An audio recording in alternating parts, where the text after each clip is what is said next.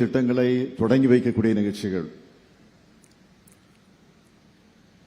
அது மட்டுமல்லாமல் கட்சி நிகழ்ச்சிகள், ஆய்வுக் கூட்டங்கள், கழக குடும்பங்களில் நடைபெறக்கூடிய நிகழ்ச்சிகள், இப்படி பல்வேறு நிகழ்ச்சிகள், ஏராளமான நிகழ்ச்சிகளுக்கு இடையில உங்களை எல்லாம் பார்க்க நேரத்தில், அதுவும் பழனியப்பன் இல்லத்தில் நடைபெறக்கூடிய இந்த மனவிழா நிகழ்ச்சிகளை உங்களை எல்லாம் பார்க்க நேரத்தில் எனக்கே ஒரு ரிலாக்ஸ் ஏற்பட்டிருக்கு.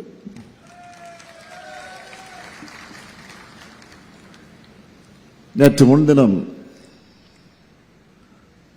நம்முடைய மகளிருக்கான திராவிட மாடல் அரசின் சார்பில் தீட்டப்படக்கூடிய திட்டங்கள் மூலமாக கிடைத்துக் கொண்டிருக்கக்கூடிய சாதனைகள் அடிப்படையாக வச்சு அந்த சகோதரியுடைய வெற்றிக்கான அடையாளமாக அதை பகிர்ந்து கொள்ளக்கூடிய வகையில் வெல்லும் தமிழ் பெண்கள் என்ற தலைப்பில் ஒரு மாபெரும் நிகழ்ச்சியை சென்னையில் நேரு விளையாட்டு அரங்கத்தில் நடத்தினோம். நீங்களும் அதை தொலைக்காட்சிகளில் பார்த்திருப்பீர்கள் என்று நான் நம்புகிறேன். அதேபோல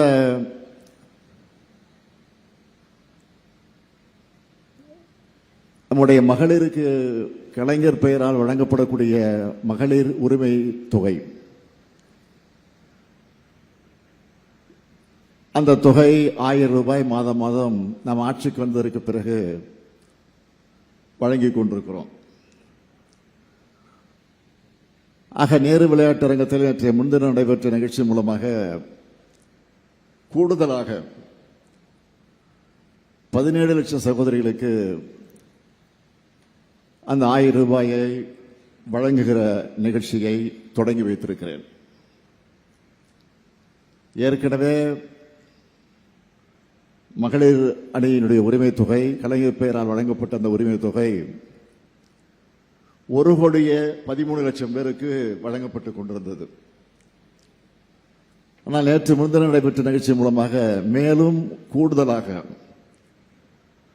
17 லட்சம் சகோதரிகளுக்கு, அதாவது 1,30,00,000 பேருக்கு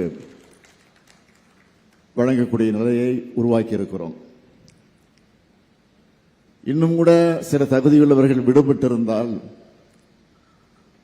அவர்கள் உடனடியாக அப்பீல், அதாவது கோரிக்கை வைத்தால் அவர்களுக்கும் நிச்சயமாக வழங்கப்படும் என்ற நம்பிக்கைய உறுதியை நான் இந்த நேரத்தில் தெரிவித்துக் கொள்ள விரும்புகிறேன்.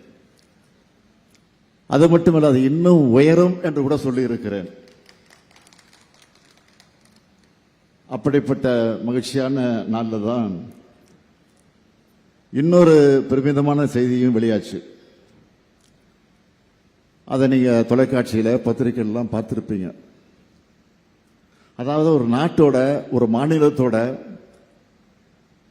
முன்னேற்றத்திற்கான அறிகுறியாக இருக்கக்கூடிய ஜிடிபி, அந்த ஜிடிபி வளர்ச்சியில இன்னைக்கு தமிழ்நாடு தான் நம்பர் 1 மாநிலமாக உருவாகி இருக்கு. இது ஏதோ நாங்கள் வெளியிட்ட அறிக்கை இல்ல, ரிசர்வ் வங்கி வெளியிட்டு இருக்கக்கூடிய அறிக்கை.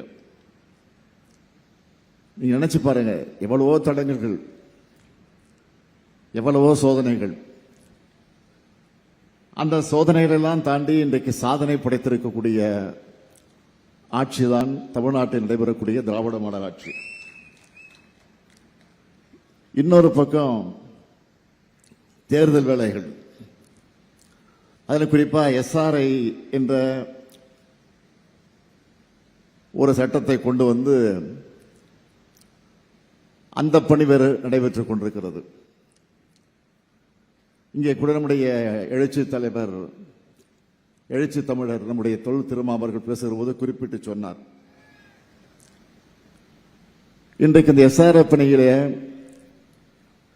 திராவிட முன்னேற்ற கழகம் எந்த அளவிற்கு அவருடைய கட்டமைப்பு முறையாக அமைத்திருக்கக்கூடிய காரணத்தால் அந்த பணியை வெற்றிகரமாக நடத்தி கொண்டிருக்கிறார்கள் என்று பெருமையோடு குறிப்பிட்டு சொன்னார். உண்மைதான். ஆக அந்த எஸ்ஆர்ஐ பணியில இன்றைக்கு பம்பர மாதிரி நம்முடைய தோழர்கள் செயல்பட்டுக் கொண்டிருக்கக்கூடிய காட்சியை பார்த்து எல்லோரும் அதை குறிப்பிட்டு சொல்லுகிறார்கள், பெருமைப்படுகிறார்கள். எதற்கு என்று சொன்னால், நம்முடைய வாக்குரிமையை நாம் காப்பாற்றியாக வேண்டும். ஆக விழிப்போடு நாம் வேலையை பார்த்திருக்கிறோம். ஆனால் அதே நேரத்தில் பாதி வேலை தான் முடிஞ்சிருக்கு, இன்னும் பாதி வேலை இருக்கு. தேர்தல் நடந்து வாக்கு எண்ணிக்கை முடிஞ்சு ரிசல்ட் அறிவிக்கிற வரைக்கும் நமக்கு வேலை இருக்கு, நீங்க மறந்துடக்கூடாது. 2 வாரத்தில் டிசம்பர் மாதம் முடிஞ்சு புத்தாண்டு வரப்போகுது, ஜனவரி 1ஆம் தேதி வரப்போகுது. அதற்கு பிறகு தேர்தலுக்கு கொஞ்ச நாள் தான் இருக்கு. அதனால நான் உங்களை எல்லாம் கேட்டுக்கொள்ள விரும்புவது,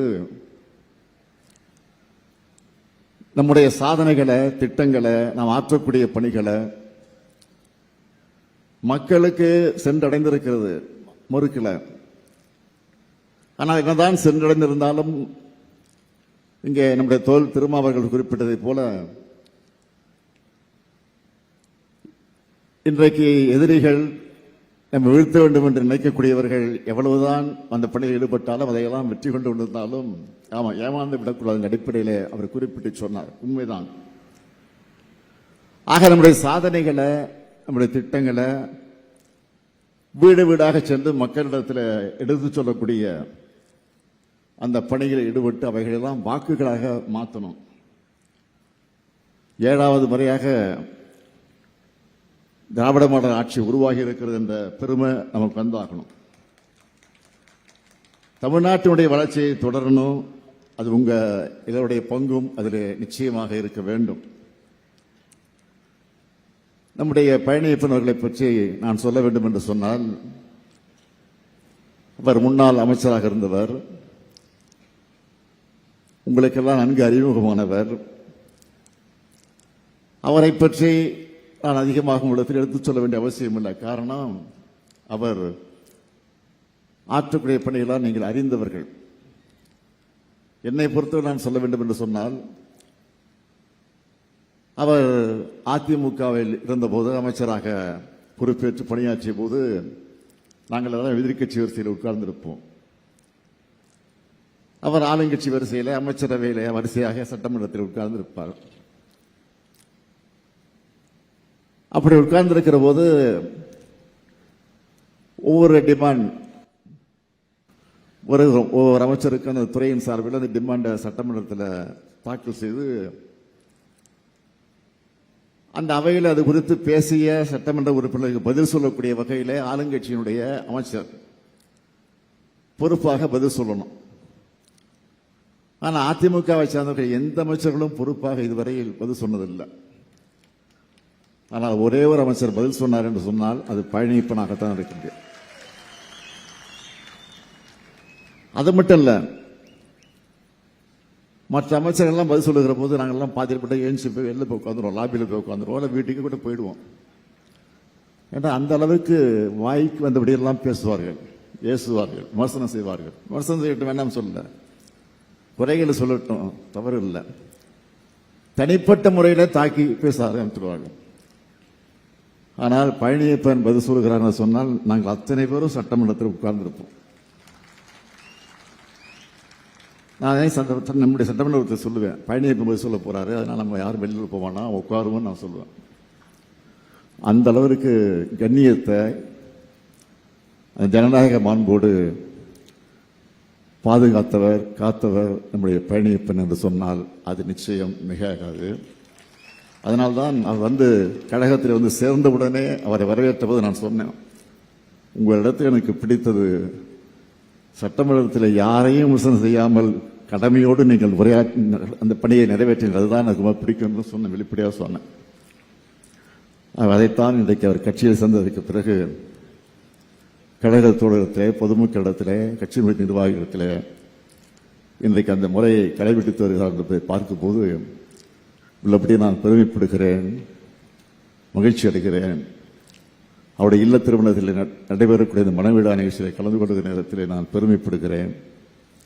இன்றைக்கு மணக்கோலம் பூண்டக்கூடிய மணமக்கள் எல்லா வளங்களையும் பெற்று சிறப்போடு வாழ வேண்டும் என்று நான் அந்த நேரத்தை அன்போடு கேட்டுக்கொண்டு, புரட்சி கவிஞர் பாவேந்தர் பாரதிதாசன் எடுத்து சொல்லி இருக்கக்கூடிய வீட்டிற்கு விளக்காக நாட்டிற்கு தொண்டர்களாக இருந்து வாழுங்கள் வாழுங்கள் என்று வாழ்த்தி நான் திருவண்ணாமலை நிகழ்ச்சிக்கு செல்ல வேண்டியிருக்கக்கூடிய காரணத்தால் நீண்ட நேரம் இருந்து நிகழ்ச்சியில் கலந்து கொள்ள முடியாமைக்காக உள்ளபடி நான் வருத்தப்படுகிறேன் என்பதை மட்டும் எடுத்து சொல்லி, அதே நேரத்தில் மணக்கோலம் கொண்டிருக்கக்கூடிய மணமக்கள் வாழ்க வாழ்க வாழ்க என வாழ்த்தி விடைபெறுகிறேன். நன்றி, வணக்கம். பிளே ஸ்டோர் மற்றும் ஆப் ஸ்டோரில் இருந்து பாலிமர் செயலியை QR கோடு மூலம் பதிவிறக்கம் செய்யுங்கள். செய்திகளை உடனுக்குடன் பெறுங்கள்.